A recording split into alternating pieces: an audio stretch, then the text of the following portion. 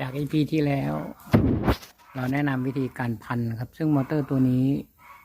จะพันด้วยขดลวด2 เส้นตอนนี้พันเสร็จแล้วประกอบการทำงานนะครับผม